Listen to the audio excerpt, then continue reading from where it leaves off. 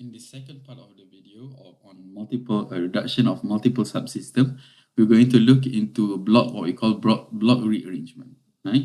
So in certain cases, for example, if you have a block arranged like on the left hand side, when you have an input RS and then compared to a feedback, let's say call it XS, compared using a summing junction, and then goes into a transfer function block of GS to produce CS, sometimes it is necessary to move this block. For example, probably in order to do simplification using parallel, cascade, and feedback system, if it is necessary to move it to the other side of the junction, what you do is if you move GS before it was here and you move it into the other part of the summing junction, what you have to do is XS now you have to multiply with the same transfer function GS.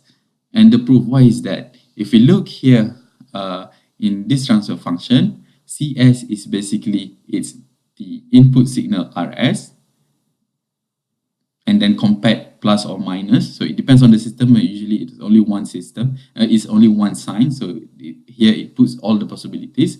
It's RS plus minus XS and then multiply by GS. So that's what CS is, right? So if we want to move GS to the other side, we would like to find the same transfer function, the same input RS and CS.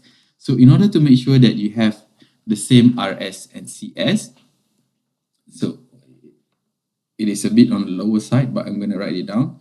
So now if you look at here, in order to maintain CS, if you put GS on the other side, now here what you have is basically it's RS multiplied by GS.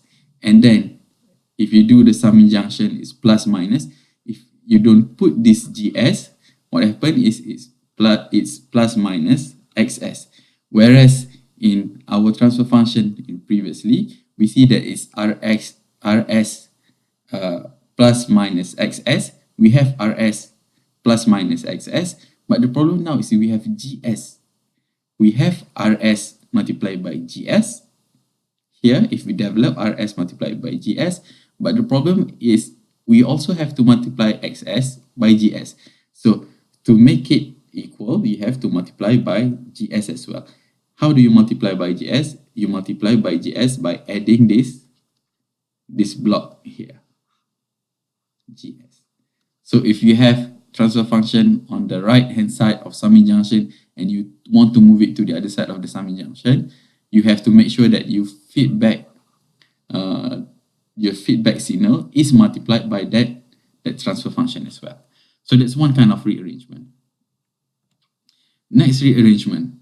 If you have, for example, now, if you have your transfer function on the left hand side of the summing junction and you want to move it to the other side of the summing junction, what do?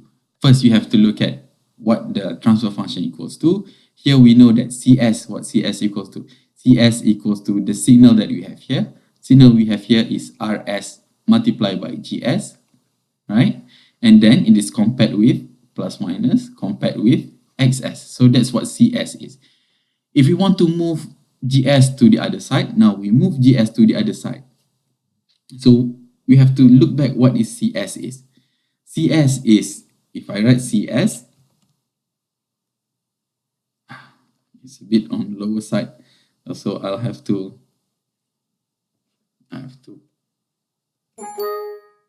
take down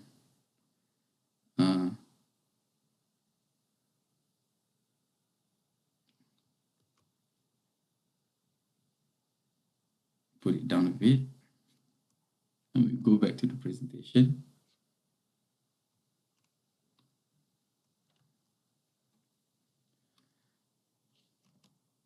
Okay, so if you want to put it to put the block, the transfer function on the right hand side, to move it on the right hand side, now you know that RS, what's RS equals to?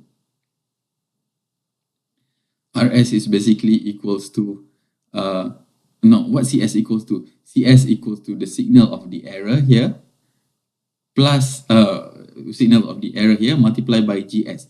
So it's GS multiplied by the signal of the error. Error we know is RS minus the signal of the feedback. So it's RS plus minus. If you don't put this, initially we don't have this, right? It's just XS. If you don't put this, what happens is you don't have XS over GS. So you only have RS plus minus XS multiplied by GS. Whether here, when we look on the other side, it is basically it's RG plus minus XS. Here you have RS plus minus RS, you have RS multiplied by GS, RS GS, but you only have XS. If you don't have 1 over GS, then it will be RS GS plus XS GS, which is wrong. So in order to make it correct, you have to multiply by 1 over GS. XS have to be multiplied by 1 over GS. So to recap, if you want to move your transfer function on the right hand side, you have to add a transfer function on the feedback signal. You have to add 1 over GS, right? Okay, next rearrangement. For example, if you have a parallel arrangement, and there is one transfer function GS in one of those branch. If you want to move it to the beginning of the what we call pickup point. If you want to move it there, what happens?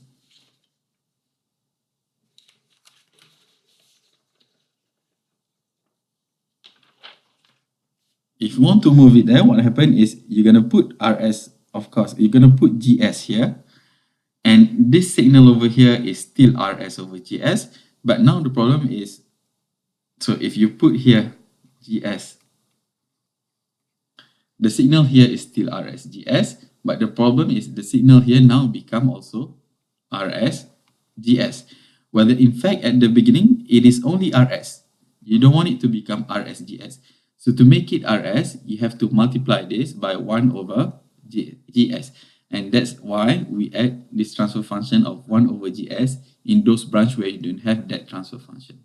So if you have, to recap, if you have a transfer function here on one branch in parallel and you want to move it to one point before the peak of points, what you need to do is in the other branch, you have to multiply it by 1 over that transfer function.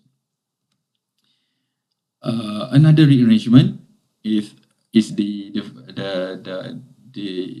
opposite of that. If you have a transfer function before your peak of points and you want to move it to the other side, what you have to do is you have to put it in each and every single branch, because we know that when you have a peak of points, the signals on each branch are the same as the signal before that peak of points, RSGS. So if you move it into one branch, you have also to move it in other branch because the signal have to be equal. So this one is the easier one. Okay, let's take an example and do this example in order to apply all the principle of block simplification and block rearrangement, right? So if we have something like this, remember the objective at the end is to end with one single transfer function with the same input and output, but one single transfer function instead of having, now how many transfer functions do we have? We have one transfer function over here, two, three forward transfer function and 3 feedback transfer function with 3 summation junction. So the first thing that we can do is when you have 3 summation junction without no transfer function whatsoever between them, what happens is basically what you can do is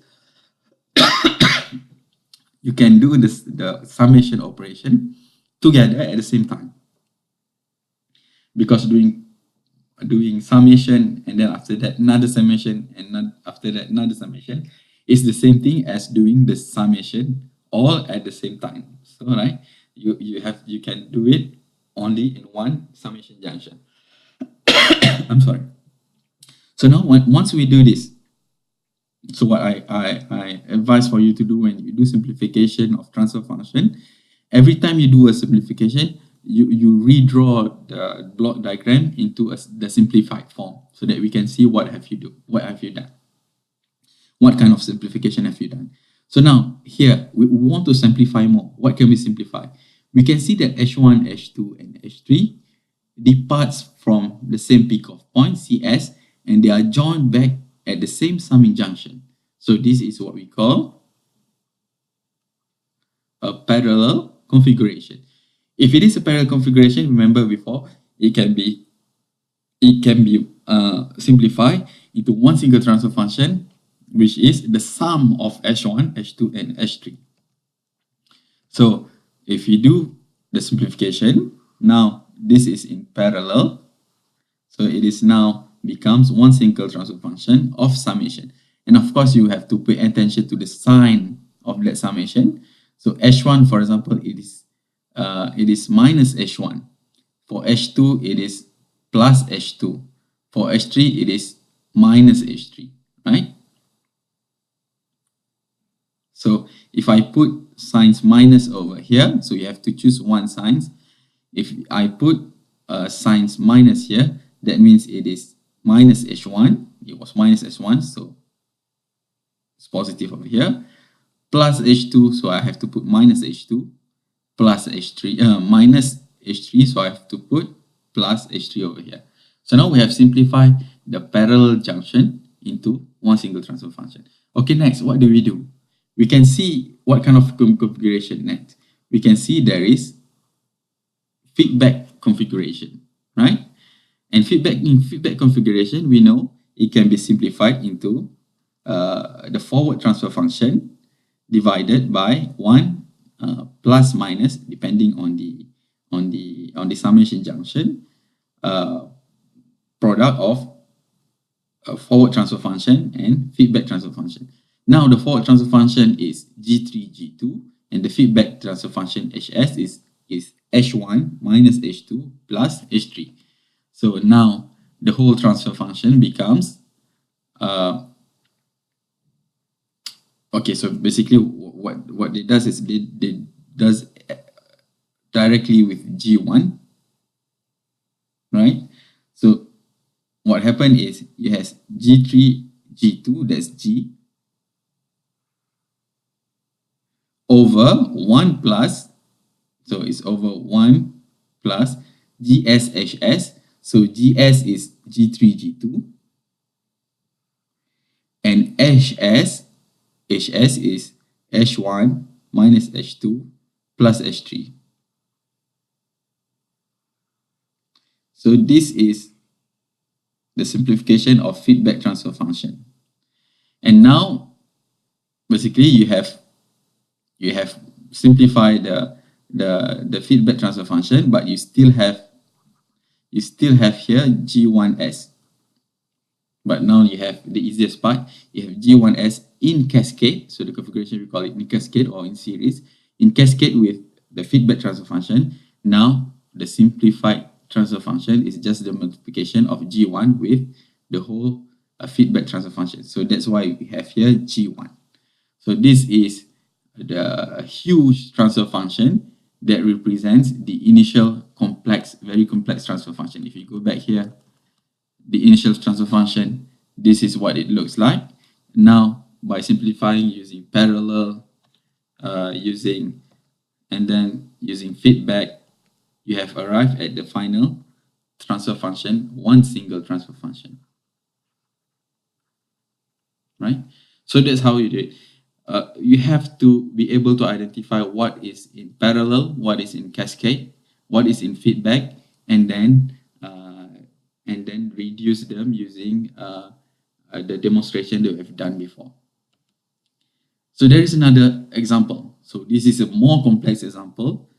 We can see what we can do over here. So it is one RS, and you have multiple forward transfer function with multiple feedback and comparison and summing.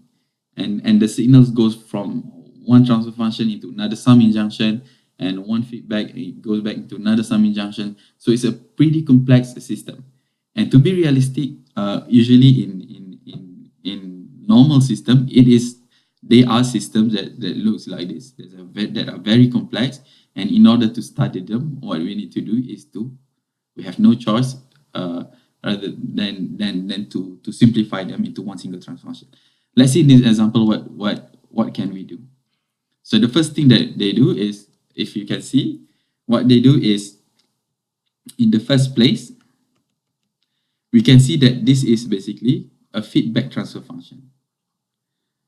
So you can use the properties of feedback transfer function. So can be simplified into forward transfer function divided by 1 plus forward multiplied by feedback transfer function. So that's one simplification, right?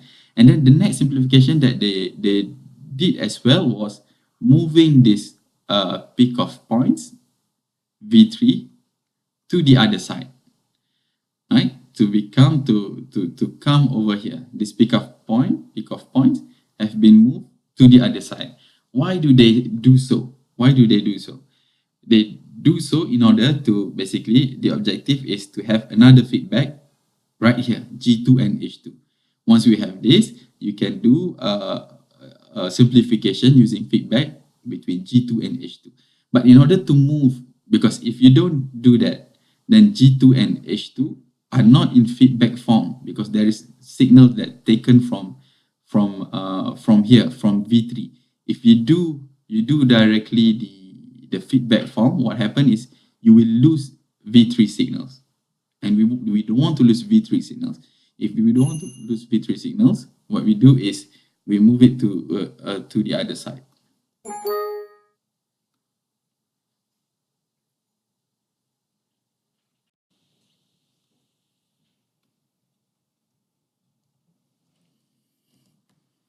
So we have to move it to the other side. If you move it to the other side, what happened now? You still have V3, but the signals inside here, it is actually V3 multiplied by the signal inside here is just V3.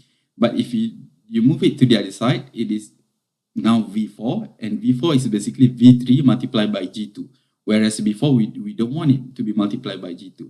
So that's why you multiply it with 1 over G2 to eliminate this G2.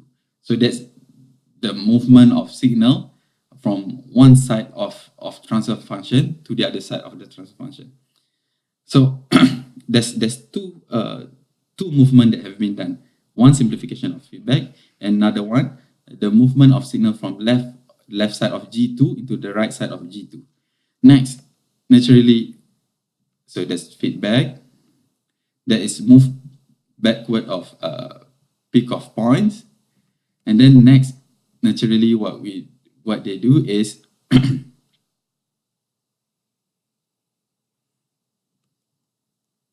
they can see that here, what you have here is basically, it is something in parallel. It's 1 over G2.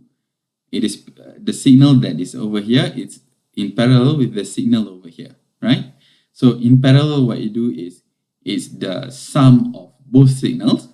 So it's 1 over G2 plus. So when you have just signals, basically it is as if you have a transfer function of 1, right? Because if you had an input and output, if they are the same, it means you have a transfer function of 1. So here it is in parallel. You can move it into one single line instead of having in parallel. And now it has become 1 over G2 plus 1, right? And then next, what we do is, of course, is the feedback. That's not feedback. That is move forward summing point. And then what they do is cascade. So what they do is this G1, they move it over here to multiply it directly with G2. So G1 multiplied by G2. But if you move G1 on the other side, V7 that was here cannot be multiplied by G1. So that's why they have to add instead of having just H2, they have H2 multiplied by 1 over G1. So it's multiplied by 1 over G1. So now once you move G1 to the other side, it is in cascade. You can multiply it. So it's become G1, G2. And then on the lower side, you have H2 over G1. So now it looks easier now. You can see that the thing that's in this circle, in dotted line circles, is a feedback form. So the next thing that they do is naturally we want to do a feedback of this. But before that, you see that here we have just two summation without any transfer function in the middle. So we can join them together. So that's the first thing that you're going to do.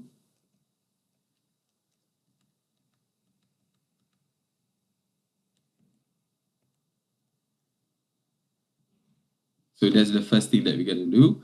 RS and VS, we put them in, they are basically the same summing junction. We can put it in one summing junction. And then that means that H2 over G1 and H1 are in parallel. So we can just add both of them. So when you add both of them, it becomes, this feedback transfer function. And then on this side, we can see two transfer function in cascade. So we can now just multiply both of them. And then finally, we see that this is in feedback form. Right? So in feedback form, what we do is we consider this as 1G and this as 1H. So it's G over 1 plus G multiplied by H. So this is basically, if you do the calculation, you do the development, it is G multiplied by H. So you have now simplified this feedback transfer function into one single transfer function. And then finally, what you have is you have two cascading transfer function. You can just multiply them to become the final transfer function. So now, if we go back very far, we have a pretty complex transfer function to begin with, right? This, and then we end up with one single transfer function. And of course, the transfer function, the description and the equation of the transfer function is huge, but at least now what we have is we have one single transfer function.